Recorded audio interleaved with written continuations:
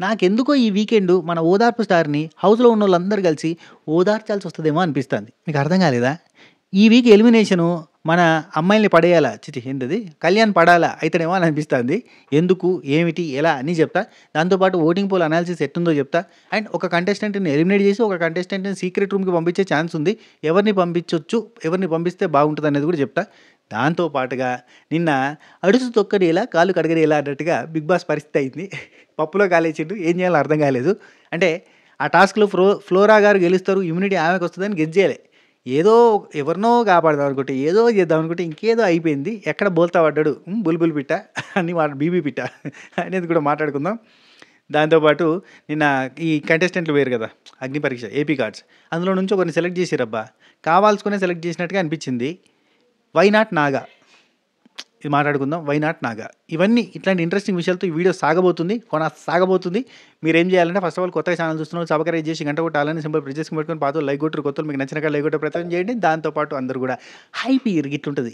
Like పక్కన గిట్ట like పక్కన గిట్ట జరిపినంటే హైప్ అనే సింబల్ కనబడుతది. గది ఇచ్చిరనుకో వీడియోకి బలం వత్తది. కండలు తిరిగి కొండల్ని పలగొట్టేంత బలం మన ఛానల్‌కి రావాలంటే మీ ఎంకరేజ్‌మెంటు, మీ ఉత్సాహం, మీ ప్రోద్బలం, మీ ప్రోత్సాహం, మీ ఆశీర్వాదం అవన్నీ కావాలి. కానీ ఫస్ట్ అది చెయ్యిరి. చూస్తున్నావెందుకు? ఏమన్నా పైసలు అడుగుతున్నానా? నేనేమన్నా పైసలు అడుగుతున్నానా నీ దగ్గర నుంచెల్లి? లైకులుగా హైప్‌లే కదబ్బా అడిగేది.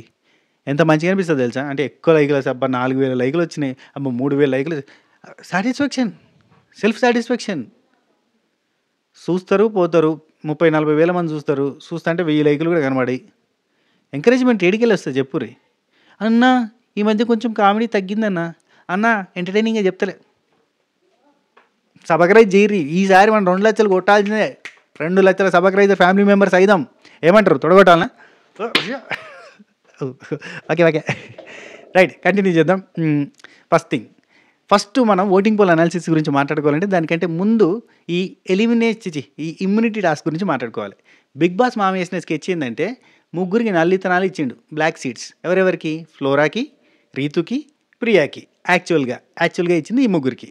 కానీ తుత్తర గర్ల్స్ అని చెప్పి వాళ్ళే అనుకున్నారు కాబట్టి అనొచ్చు మనం. తుత్తర గర్ల్స్ కాబట్టి ఇందులో వీళ్ళు ఏం చేశారంటే ఎక్స్చేంజ్ ఆఫర్లో పోయి ఎక్స్చేంజ్ చేసుకున్నారు. కానీ ఎవరికి ఎక్స్చేంజ్ అయింది? ఓన్లీ ప్రియాకి ఎక్స్చేంజ్ అయింది. మిగతా ఇద్దరికి ఎక్స్చేంజ్ కాలే. అక్కడ బిగ్ బాస్ కొంచెం తడబడ్డాడు. ఎందుకు తెలుసా?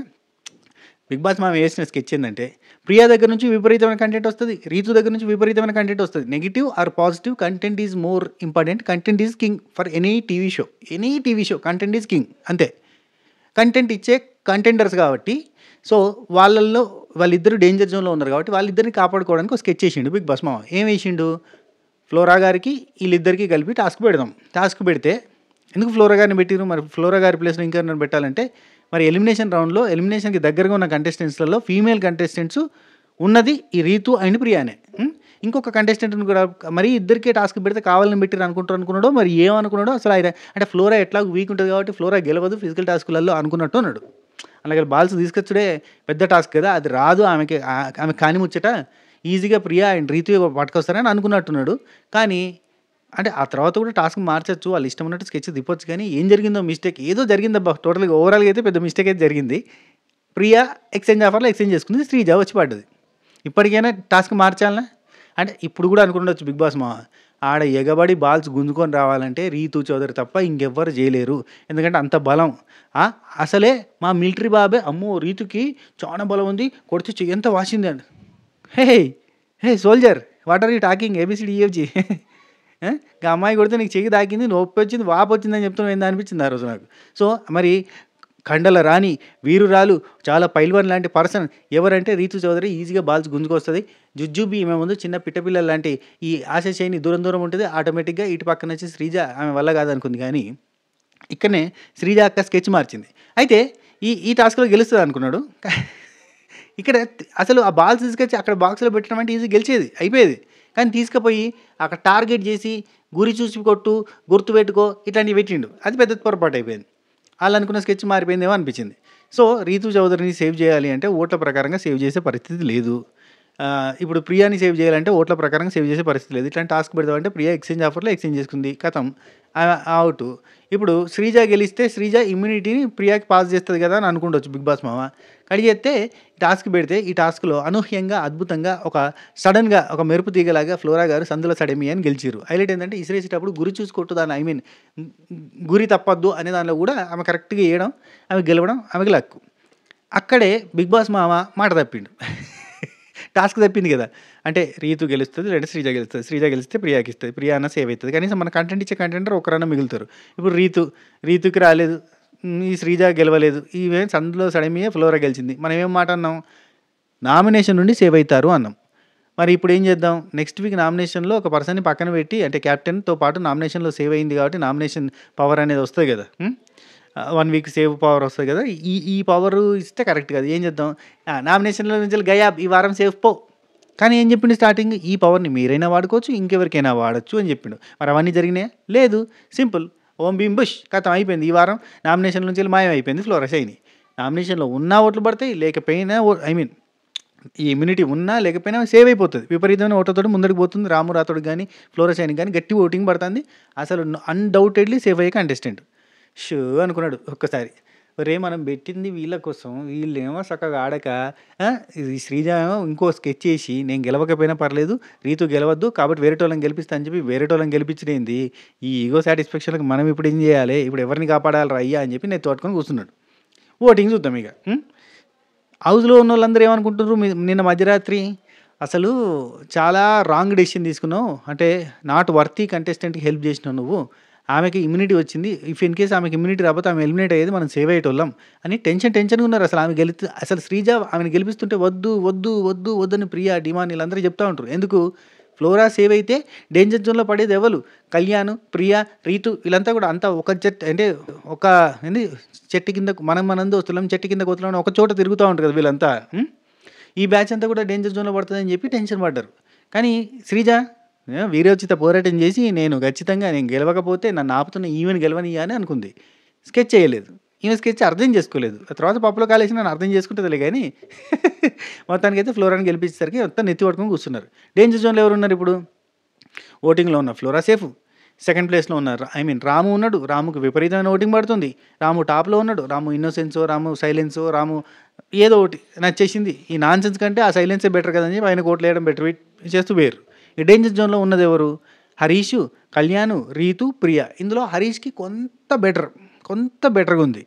హైలైట్ ఏంటంటే నిన్న ఎపిసోడ్ తోటి కొంత ప్రియాకి, అంటే నిన్న ఎపిసోడ్ తోటి ప్రియాకి కొంత ఎడ్జ్ వచ్చింది. అంటే సంజన గారి కోసం సాక్రిఫైస్ చేయడానికి రెడీ అయిపోయినట్టుగా ఉండి నేను పోను నాకొద్దు, శ్రీజ వద్దని చెప్తున్నా కదా సంజన గారికి అని ఇంత చెప్పేసరికి కొంత పాజిటివిటీ ప్రియాకి కూడా వచ్చింది, కొన్ని ఓట్లు పడే ఉంటాయి. సో ప్రియా కొంత సేఫ్లో ఉంటుంది. మరి రీతు నిన్న అంత కష్టపడ్డది కానీ కొంత నెగిటివిటీ మూట కట్టుకుంది కాబట్టి రీతుకి పాజిటివిటీ ఎక్కువ రాకపోయినా కొంచెం ఇట్లా పావులవంత పాజిటివిటీ వస్తుంది, కానీ డేంజర్ జోన్లోనే ఉంటుంది. ఇప్పుడు రీతు డేంజర్ జోన్లో ఉంటుంది. కళ్యాణ్ పడిపోవాలా అన్నట్టుగా కింద పడ్డాడు. సో కళ్యాణ్, రీతు, ప్రియా ఈ ఆర్డర్ ప్రకారంగా ఉంటుంది. కింద నుంచి కళ్యాణ్, రీతు, ప్రియా ఈ టైప్లో ఉంటుంది. సో ఈ ముగ్గురిట్లలో ఎవరైనా ఎలిమినేట్ కావచ్చు. ఇందులో బిగ్ బాస్ మనం ఏం స్కెచ్ చేస్తాడు, ఖచ్చితంగా ఇప్పుడు కళ్యాణ్ నుంచి వస్తున్న కంటెంట్ ఒకటే ఒక కంటెంట్, వస్తాడు ఓదారుస్తాడు వెళ్తాడు రిపీట్, వస్తాడు ఓదారుస్తాడు వెళ్తాడు రిపీట్, వస్తాడు ఓదారుస్తాడు వెళ్తాడు రిపీట్ అదే రిపీట్ అవుతుంది. కాబట్టి ఈ ఆసాం దగ్గర నుంచి వచ్చే కంటెంట్ ఏం లేదు. ఇతను పోయినా ఓదార్పు యాత్రలకి, హగ్గులకి, బొగ్గులకి, సిగ్గులకి, మొగ్గలకి అన్నిటికీ మా డిమాండ్ పవనాలు ఉన్నాడు. ఈ పవనాలు పోయినా ఆ పవనాలు ఉన్నాడు కాబట్టి ఈ పవనాలకి పంగనామాలు పెట్టి బయటకు పంపిస్తారు. ఆ పవనాలు సేఫ్ అయిపోతాడు. ఆయన లేడనుకోరి నామినేషన్లో చెప్తున్నా, అతను ఉంటాడు ఆ కంటెంట్ ఇవ్వడానికి, ఇతను వెళ్ళిపోతాడు. ఎందుకంటే అతని దగ్గర నుంచి వెళ్ళి ముసిముసి నవ్వులు, లవ్ ట్రాకులు వస్తాయి. ఇతని దగ్గర నుంచి మొత్తం ఇక ఈ వేరే ఉన్నాయి కంటెంట్. ఇదంతా కూడా ఇప్పుడు ఈ డిమాండ్ పవనాలకి పెద్దగా నెగిటివిటీ రాదు. ఈ రీతు కన్నా నెగిటివిటీ వస్తుంది కానీ డిమాండ్ పవనాలకి రాదు. ఎందుకంటే డిమాండ్ పవనాలు 4 ట్రాకులు వేస్తే 2 ట్రాకులు వేస్తాయి. ఓన్లీ సింగిల్ ట్రాక్ మీద పోతాడు. ఒకటే సైడ్ గాలి వీస్తుంది, 2-3 దిక్కులు కాదు. ఎందుకంటే సిన్సియర్గా కనబడతాడు. ఇతను రైటా రాంగా పక్కన పెడితే జర సిన్సియారిటీ పోయి 4 సైడ్ చూస్తలేడు, ఒక సైడే చూస్తాడు అన్న ఫీలింగ్ ఉంటుంది. కానీ ఆ పవనాలు అట్లుంటాయి, ఈ పవనాలు అట్లా కాదు. ఆ పవనాలు ఒక సైడ్ వీస్తా అంటే ఈ పవనాలు మొత్తం ప్రపంచవ్యాప్తంగా వీస్తూ ఉంటాయి. ఏడ అమ్మాయి కనబడితే అటు సైడ్ గాలి వీస్తూనే ఉంటుంది. ఆ టైప్లో ఉంటుంది. కాబట్టి ఈ పవనాలకి చాలా నెగిటివిటీ ఉంటుంది. కాబట్టి మిలిటరీ పవనాలు తొందరగా వెళ్ళిపోతాయి. పైకి వెళ్ళి ట్యాగ్ ఏంటిది, సోల్జర్, సైనికుడు మరి ఏం చేస్తాండు, మరి ఆ ట్యాగ్కి ఈయన చేసే పనులకి సంబంధం లేదు కాబట్టి వాళ్ళు ఊహించింది వేరు, ఇక్కడ జరుగుతున్నది వేరు. వీళ్ళు ఆయన పోరాడతాడు కావచ్చు అనుకుంటే ఆయన అమ్మాయిల మీద యుద్ధం చేసడానికి సరిపోతుందని చెప్పి తీసేసే ప్రయత్నం చేస్తారు. సరే, ఇదొక పాయింట్. ఇక ఎవరిని తీసుకుపోయి సీక్రెట్ రూమ్లో ఉంచుతారు. సీక్రెట్ రూమ్లో ఉంచగలిగే కంటెస్టెంట్స్, అన్నీ గుర్తుంచుకొని వచ్చి గట్టిగా మాట్లాడగలిగే కంటెస్టెంట్, ఏ కంటెస్టెంట్ అయితే బయటకు పంపితే ఆయన గురించి విపరీతమైన నెగిటివిటీ మాట్లాడుకుంటారో ఆ తర్వాత వచ్చినాక ఆయన చింద్రవందర గందరగోళం చేస్తాడు. అంటే అలాంటి చేయగలిగేటోడు ఎవరు అంటే ఖచ్చితంగా mask man Harish. Mask man హరీష్ని తీసుకుపోయి మాస్క్ వేసుకొని పట్టుకొని పోయి లోపల సీక్రెట్ రూమ్లో కూర్చొని పెట్టే ఛాన్సెస్ ఆర్ వెరీ హై. లేదు రీతుని పంపిస్తారా, నాకు డౌటే. ఖచ్చితంగా హరీష్ని తీసుకుపోయి లోపల పెట్టే ఛాన్స్ ఉంది. ఇప్పుడు రీతు పవనాలుగా మారడం వల్ల ఈ పవనాలు వెళ్ళిపోయి రీతు సేఫ్ అయ్యి, ప్రియాకి నిన్న వచ్చిన పాజిటివిటీ కొంత ఉంది కాబట్టి ఆ పాజిటివిటీతో సేఫ్ అయ్యి Harish, mask man Harish secret రూమ్లోకి పోయి ఉండే ఛాన్సెస్ ఉన్నాయి. ఇది జస్ట్ నా సిక్స్త్ సెన్స్, నా ఆలోచన, నా థియరీతో చెప్తున్నా.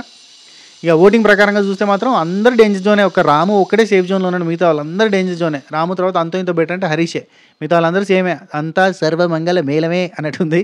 రైట్, ఇక last but not least why not Naga అనే టాపిక్ని మాట్లాడుకుందాం. ఆల్రెడీ ప్రోమో వచ్చింది చూసారు కదా. ప్రోమోలో వీళ్ళ ఆర్గ్యుమెంటల్ స్కిల్స్ మీదకెళ్ళి బేస్ చేసుకుని వాళ్ళు సెలెక్ట్ చేయాలి అన్నట్టు కనబడుతుంది. ఇంకేమైనా టాస్కులు పెడతారో చూద్దాము. నాకు తెలిసి ఇట్లాంటి ఆర్గ్యుమెంటల్ స్కిల్స్ కానీ, లేదంటే ఈ లాజికల్ గేమ్స్, చిన్న చిన్న జీనియస్నెస్కి సంబంధించినవి కావచ్చు, లేదంటే ఈ ఐక్యూకి సంబంధించిన గేమ్స్ కావచ్చు, ఇట్లాంటివి ఏమైనా పెడితే ఖచ్చితంగా దివ్య నిఖిత గెలిచేస్తుంది. అఫ్కోర్స్ మనకి అగ్ని పరీక్ష షోలో ద బెస్ట్ కంటెస్టెంట్ ఎవరు అని అంటే ఖచ్చితంగా నాగప్రశాంత్ పేరే చెప్తాం. ఇక్కడ ఇప్పుడు లోపలికి వచ్చిన వాళ్ళల్లో బెస్ట్ కంటెస్టెంట్ ఎవరు అని అంటే అగ్ని పరీక్షలో చూసిన దాన్ని బట్టి నాగప్రశాంత్ తర్వాత దివ్య నిఖిత తర్వాత షాకీబ్, ఆ తర్వాత అనుషరత్నం వస్తుంది. ఎందుకంటే అనుషరత్నం నుంచి మనం ఎటువంటి పర్ఫార్మెన్స్ అక్కడ చూడలేదు. తనకి ఆపర్చునిటీ వచ్చింది, రాలేదు, లేదంటే తీసుకోలేదు, ఏదో ఒక రీజన్తో అనుషరత్నం అయితే పాపం ఆమె ఆ షోలో ఏం కనవలేదు, ఏదో ఉన్నదా అంటే ఉన్నది అన్నట్టు ఉండే. షాకీబ్ కనీసం ఆర్గ్యుమెంట్లలో అక్కడక్కడ వాయిస్ రేజ్ చేసి తప్పు ఎక్కడ జరిగినా, లేదంటే అతనికి అన్యాయం జరిగినా, లేదంటే ప్రతిసారి కన్ఫ్యూజ్ అయ్యి ఏదో ఒక రకంగా వాయిస్ అనిపించింది. దివ్య నిఖిత అనవసరంగా మాట్లాడలేదు, ఆర్గ్యుమెంటల్ స్కిల్స్ ఉన్నాయి, దాంతోపాటుగా ఏమైనా మైండ్కి రిలేటెడ్ గేమ్స్ పెడితే టక్కన గెలిచేస్తుంది అటువంటి పర్సన్. కానీ నాగప్రశాంత్ 2 స్టార్స్ వచ్చినాయి దేనికి? తన జెన్యూనిటీకి, తన టీం లీడర్షిప్ క్వాలిటీస్కి, అండ్ టాస్క్ పర్ఫార్మెన్స్కి, అండ్ ఇలా హానెస్టీ, ఇట్లాంటి వాటి మీదకి వెళ్ళి తనకి విపరీతమైన పాజిటివిటీ వచ్చింది. బెస్ట్ కంటెస్టెంట్ ఫ్రమ్ అగ్ని పరీక్ష షో. అటువంటి కంటెస్టెంట్ని మళ్ళీ ఇక్కడ ఈ హౌస్ మేట్స్ అందరూ జడ్జిమెంట్ ఇచ్చి తీసుకోవాలి అన్నప్పుడు ఎవరిని స్వాప్ చేస్తావు అనే క్వశ్చన్ కూడా అడిగారు ప్రోమోలో, చూసిరా? ఇప్పుడు అనుషరత్నం ఏమన్నది, శ్రీజాన్ స్వాప్ చేస్తా, నువ్వు పుండు మీద పిన్నేసి గుచ్చినట్టుగా మాట్లాడుతావు, అది కరెక్ట్ కాదు, చాలా ఇరిటేటింగ్ ఉంటుంది అన్నట్టుగా, నెగిటివిటీ బాగుంది అనే ఒక పాయింట్. ఈ షాకీబ్ వచ్చేసి నేను పవన్ కళ్యాణ్ రిప్లై చేస్తే ఎందుకు వచ్చినాం బ్రో, ఎందుకు వచ్చినాం అమ్మాయిల చుట్టూ తిరగడానికి అన్నట్టుగా క్వశ్చన్ చేసిండు. సో ఇవన్నీ బాగానే ఉన్నాయి, కానీ ఓవరాల్గా మాటలతో మెస్మరైజ్ చేసి మెప్పించగలిగేంత కెపాసిటీ, కొంచెం మాటలలో దమ్మున్న కంటెస్టెంట్. ఇప్పుడు నాగా మాట్లాడాడు ఎక్కువ, చేతలలో చూపిస్తాడు తన యాటిట్యూడ్, తన పర్ఫార్మెన్స్, తన నిజాయితీ, అవన్నీ చేతులలో కనిపిస్తాయి. కానీ మాటలలో కనిపించాలంటే ఖచ్చితంగా దివ్య నిఖిత. ఇంకేమైనా టాస్క్లు పెట్టిరో లేదా మనం నెక్స్ట్ ప్రోమోలో చూద్దాం. కానీ ఇట్లా ఈ మాటలతో గెలవాలి అన్నప్పుడు ఖచ్చితంగా దివ్య నిఖిత గెలిచే ఛాన్సెస్ ఉన్నాయి. కొన్ని మాటలు ఉంటాయి అబ్బా లాజికల్గా. నేను మొన్న వీడియోలో కూడా ఎగ్జాంపుల్ కోసం తన మాటలను తీసుకోవాల్సి వచ్చింది. నీకు ఎక్కడ మొదలు పెట్టాలో తెలియదు, నీకు ఎక్కడ ఆపాలో తెలియదు, భలే మాట్లాడుతుంది అని దివ్య నిఖిత చెప్పినట్టుగా అని నేను ఒక ఎగ్జాంపుల్ చెప్పేటప్పుడు ఆమె మాటను తీసుకొని చెప్పిన నేను. సో మాటలలో గెలిచే సత్తా ఉంది. సో దివ్య నిఖితని తీసుకున్నారు అని ఇన్ఫర్మేషన్. నాకైతే నాగాను కూడా తీసుకుంటే, అంటే దివ్య నిఖితతో పాటు నాగాను కూడా తీసుకుంటే కన్సిడర్ చేస్తే బాగుండు కదా అని ఒక చిన్న సాఫ్ట్ కార్నర్ ఖచ్చితంగా ఉన్నది. ఎందుకంటే నాగా అప్పుడు బాగా మెప్పించింది అబ్బా, లిటరల్లీ బాగా మెప్పించిన కంటెస్టెంట్. సో అది మ్యాటర్. ఈ వీడియో ఇంతే. ఈ వీడియో మీకు నచ్చినట్టయితే లైక్ చేయరు, షేర్ చేయరు, కామెంట్ చేయరు, సబ్స్క్రైబ్ చేయరు, గంట కొట్టి ఆన్లైన్ సింబల్ ప్రెస్ చేసుకుని పెట్టుకుని పక్కన మనకు పని జరుగుతూ ఉంది, నడుస్తూ ఉంది. మిడ్ నైట్ ముచ్చట్లు ఆల్రెడీ చూసేసిన, రాత్రే రాసేసిన, కానీ టక్కన పెట్టేస్తే ఆ రాత్రి ఎపిసోడ్ రివ్యూ అసలు చూస్తలేరు, చూసే ప్రయత్నం చేయరు. ఎపిసోడ్ రివ్యూ చూడుర్రి, అటు వెనక నేను మిడ్ నైట్ ముచ్చట్ల వీడియో కూడా రికార్డ్ చేసి పెట్టేస్తా. ఓకే, సరేనా? ఉంటా. నిన్న ఒక వీడియో చేసిన ఈ ప్రోమోలకు సంబంధించింది, అది ఫ్లోలో ఖతర్నాక్ వచ్చింది అబ్బా, చూడకపోతే చూసే ప్రయత్నం చేయరు. అది చాలా ఫ్లో మంచిగా వచ్చింది, ఖతర్నాక్ ఫ్లో వచ్చింది. అది ఎందుకు వచ్చింది, ఎట్లా వచ్చిందో నాకు తెలియదు. అట్లా ఫ్లూక్లో జుమ్ అని పంచులు పడతావేనే. ఆ టైంలో నా మూడు, నా ఉత్సాహం అట్లుంది. అంత ఈజీగా, అంత క్యాజువల్గా వచ్చి ఉత్తగా కూర్చొని చేస్తుంటేనే మస్తు పంచులు పడ్డాయి. ఒకసారి చూసే ప్రయత్నం చేయరు. ప్రోమోలు మస్తు ముచ్చట్లు అని ఉంటుంది, 3 ప్రోమోలు మస్తు ముచ్చట్లు టైటిల్ అదే అనుకుంటా. ఒకసారి చూసే ప్రయత్నం చేయండి, బాగుంటుంది. నిన్న ఈవినింగ్ పెట్టినది వీడియో. రైట్, మళ్ళీ ఉంటా. Take care, Tata, by by, నమస్తే, శబ్బా ఖైర్.